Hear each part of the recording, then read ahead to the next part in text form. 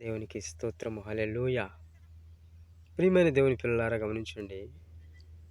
లూకాసు వార్త 5వ అధ్యాయంలో పేతురు కనపడతాడండి. పేతురు, యేసుక్రీస్తు ప్రభువారు అక్కడ కనిపిస్తూ ఉంటారు.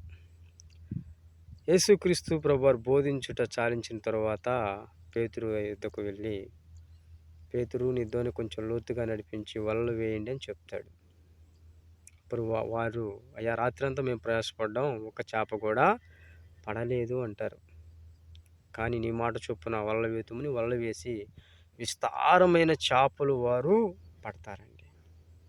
పట్టిన తర్వాత పెద్ద రాశి పోస్తారు, దోణిల నిండా నింపుతారు.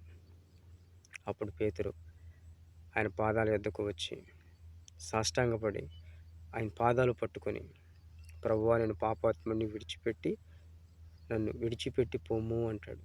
గమనించండి ప్రియమైన దేవుని పిల్లలారా, పేతురు చేపలు పట్టినప్పుడు విస్తారమైన చేపలు, ఆ చేపల కోసం తన జీవితంలో ప్రయాసపడుతున్నాడు కదా, వాటిని తీసుకుని వెళ్ళి అమ్ముకొని ధనవంతుడిగా అవ్వాలనేటువంటి ఆశ విడిచిపెట్టి తన స్థితి ఎలా ఉందో ఆ స్థితి దేవుని ఎదుట ఒప్పుకొని, ప్రభువా నేను పాపాత్ముడిని, నన్ను విడిచిపెట్టి వెళ్ళు అని చెప్పేసి పేతురు ప్రభు యొద్దకు వచ్చాడండి.